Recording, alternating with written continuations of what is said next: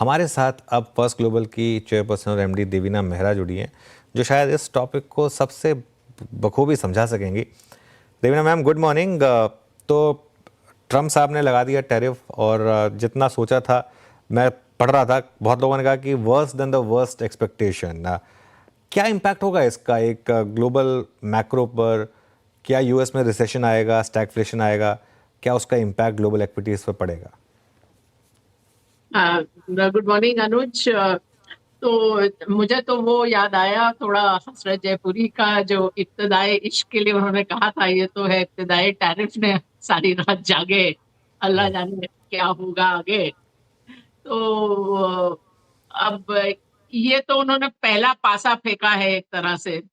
तो ये अंत तो नहीं है, ये तो शुरुआत है कि अब यहाँ से शुरू होंगे नेगोशिएशंस, और सारी दुनिया के देशों से क्या होगा। और जिस तरह से उन्होंने टैरिफ लगाए हैं उसमें भी कोई विशेष सोचा समझा सा नहीं लग रहा है।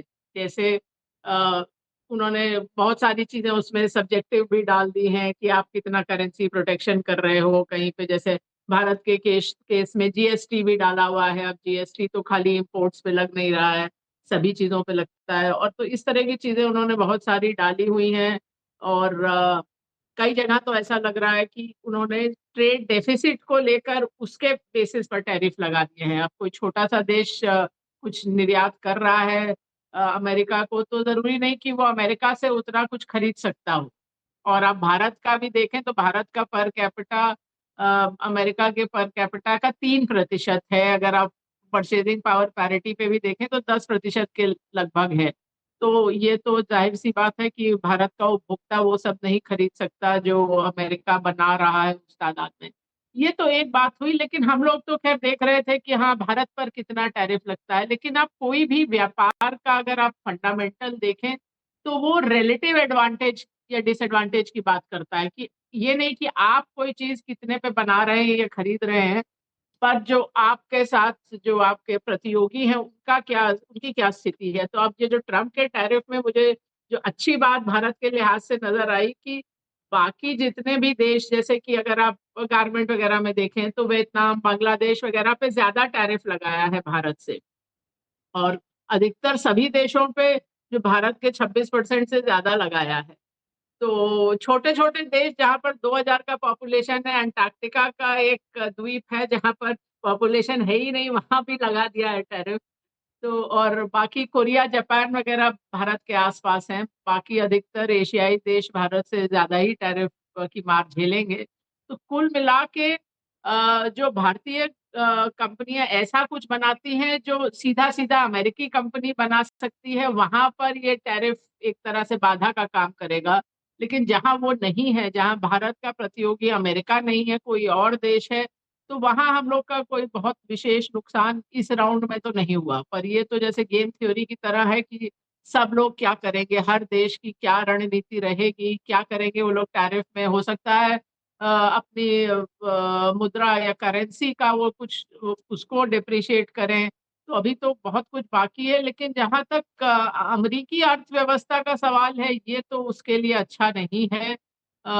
मुद्रास्फीति की दर भी बढ़ेगी और ग्रोथ पर भी प्रश्न चिन्ह लगेगा। तो ये और ऑफ कोर्स जहां तक जनरल नागरिक का सवाल है, वहां पर आपकी अनसर्टेनिटी बढ़ती है। मालूम नहीं आगे क्या होगा, तो कंज्यूमर कॉन्फिडेंस भी घटता है, और कंज्यूमर कॉन्फिडेंस पहले से ही घट रहा था। तो ये सब चीज अमेरिकी अर्थव्यवस्था के लिए अच्छी नहीं है। अमेरिका के लिए भी एक अमेरिका के लिए कहा जाता था कि सॉफ्ट पावर है, कि लोगों को विश्वास है अमेरिकी संस्थाओं या इंस्टीट्यूशंस पे। एक तरह की जो स्वतंत्रता वहां पर रही है, उसके कारण दुनिया भर से जो सबसे ब्राइट लोग थे वो लोग अमेरिका एक तरह से खिंचते चले गए हैं और दशकों में। तो वो सब चीज, वो उस पर कोई इस तरह का नुकसान होगा कि अमेरिका और उसके साथ अमेरिकी डॉलर भी कुछ हद तक जुड़ा हुआ है कि वो दुनिया की रिजर्व करेंसी रही है। वो सब चीजों पर क्या इम्पैक्ट होगा, अच्छा तो नहीं है। ये तो सीधा ही नजर आ रहा है। अब कहाँ तक वहां पर क्षय होता है वो देखना पड़ेगा। बिल्कुल। तो आज जैसे फॉर एग्जांपल आईटी और फार्मा में हमने काफ़ी डिफरेंट मूव्स देखे हैं, हालांकि पिछले 3-4 दिन से भी मूव चल रहे थे। आईटी में बड़ी गिरावट, फार्मा में थोड़ी सी रैली। क्या ये एक ठीक ट्रेंड रहेगा यहाँ से फोकस करने के लिए? अभी तो उन्होंने बोला है फार्मा पे फिर से देखेंगे, अब फार्मा पे हो सकता है कुछ करें भी, तो अभी तो कह नहीं सकते कि उसमें क्या होगा। पर वही मैंने कहा कि अ, ऐसी अमेरिकी कंपनियां हो जो उससे कम दाम पे बना सकती हों, तब तो सीधा सीधा इम्पैक्ट होता है। आईटी सर्विसेज ने अगर आप दशकों में देखें तो बहुत कुछ उतार चढ़ाव देखे हैं, और अब अगर हम आईटी इंडिया में भी आईटी को देखें तो लगभग 50% जो आईटी का कंट्रीब्यूशन है वो आता है जीसीसी, जो बोलते हैं ग्लोबल कैपेबिलिटी सेंटर। मतलब जो राष्ट्रीय कंपनीज हैं उन्होंने अपना यहाँ पर सेंटर शुरू किया हुआ है, और उसमें अधिकतर अमेरिकी कंपनीज हैं। तो अभी लगभग नास्कैम नॉस्कैम के डेटा से लगभग 50% वहां से है। तो ऐसा भी नहीं है कि खाली Indian IT services he services export कर रही हूँ। अमेरिकी कंपनियां भी यहाँ पर आउटसोर्स करती हैं। दूसरा, ज्यादातर इंडियन आईटी कंपनीज ने अपने कैपेबिलिटी सेंटर और जगह भी बनाए हैं। अब उनके लगभग आधे लोग भारत के बाहर रहते हैं। बहुत तरह के उतार चढ़ाव, बहुत तरह का डिसरप्शन उन्होंने देखा है, और हर बार उससे अडाप्ट करके आगे बढ़े हैं। तो वो तो मेरे ख्याल से सीधा वहां पर खतरा नहीं है। खतरा तो वो होगा कि जब अगर अमेरिकी अर्थव्यवस्था में बहुत गिरावट आई तो उसके कारण जो आपके डिमांड में फर्क पड़े, वो एक चीज देखने वाली है। ओके, देवीना मैम नमस्कार, वीरेंद्र बोल रहा हूँ। कुल मिला के आपने यूएस की अर्थव्यवस्था, आपने फार्मा और आईटी पे सब पे टिप्पणी कर दी। इस इवेंट का, इस डेवलपमेंट का इम्पैक्ट भी आपने समझाया। पर जहाँ तक प्राइस वाइज अगर आप मार्केट के बिहेवियर को देखें तो आज भी resilience, strength against all collapses वो दिखा रहे हैं बैंक्स एंड एनबीएफसीज। आपकी बात करते करते Nifty bank is a day high. ये सिर्फ मैं उदाहरण के तौर पे पेश कर रहा हूँ, लेकिन क्योंकि अर्निंग सीजन बहुत नज़दीक खड़ा है और मात्र 10 दिन का अंतराल बाकी है, स्ट्रॉन्ग कन्विक्शन आपका किस स्पेस पे है इस वक्त, इस प्राइस पे? अभी अभी हम लोग अपना रीबैलेंस शुरू करने वाले हैं। 2-4 दिन में हम लोग हर तिमाही पर रीबैलेंस करते हैं। तो अभी इतना साफ तरीके से मैं नहीं बोल सकती कि अभी हम लोग इस बार क्या क्या बदलाव करेंगे। कि वो हम लोग पहले देखते हैं कि सिस्टम में क्या ऊपर आता है, उसके बाद उस पर शास्त्रार्थ करते हैं कि उसमें से कौन सा खरीदना है, कौन सा नहीं खरीदना है। लेकिन अभी वो किया नहीं है। जहां तक बैंक और एनबीएफसीज का सवाल है, हाँ ये जरूर है कि बहुत लंबा समय हो गया उनको अंडर परफॉर्म करते हुए। अगर आप कैलेंडर ईयर से देखें या फाइनेंशियल ईयर से देखें तो पिछले 5 सालों में, मतलब 2020, 21, 22, 23, 24, ये 5 सालों में खाली 2022 में बैंक निफ्टी ने आउट परफॉर्म किया निफ्टी को, बाकी चारों साल में अंडर परफॉर्म किया। अब इस कैलेंडर ईयर में वो आपको आउट परफॉर्मेंस नजर आ रही है। तो हाँ, वो जरूर देख रहे हैं, क्योंकि वो ज्यादातर उस सेक्टर में हम लोग अंडरवेट होते हैं। पिछले रीबैलेंस में कुछ और बैंक्स खरीदे तो थे, एक आध एनबीएफसी भी खरीदी थी, पर अब एक बार फिर उस पर विचार विमर्श चल रहा है कि क्या उसमें और बढ़ोतरी करनी चाहिए, क्योंकि जैसा मैंने बोला अभी भी अंडरवेट है। ओके, ये बैंक्स पे आपका टेक है मैम। और एक दो अगर आप इंडिविजुअल पॉकेट्स को देखें देवीना मैम, कि पिछले एक महीने की डेवलपमेंट में क्या हुआ। Look at defence again, strength दिखाई दे रही है स्पेस में। आई मीन इंडिया का एक्सपोर्ट, इंडिया का अगर आप देखें लोकल एक्विजिशन, और स्पेशली इन कंपनियों के पास बहुत सारा मेंटेनेंस वर्क है ma'am, for instance HAL.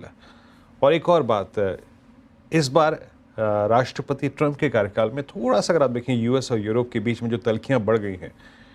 Europe ने जिस तरीके से अपने सेल्फ आई थिंक प्रोडक्शन पर फोकस किया है, अपने अगर आप पिछले 2 महीने के स्टेटमेंट्स को देखें जो जो भी आ रहे हैं यूरोप से, चाहे वो फ्रांस हो चाहे वो जर्मनी से, आपका डिफेंस पे ग्रेजुअली व्यू क्या बन रहा है? क्योंकि प्राइस डैमेज लास्ट जून से लेकर अब तक हुआ भी काफ़ी सीवियर था। हाँ, लगभग इस समय से हम लोग के पास डिफेंस स्टॉक्स है भी नहीं, उसके पहले थे। लेकिन जैसा आपने बोला जून से, आई थिंक तब से तो हमारे पास डिफेंस स्टॉक्स है नहीं।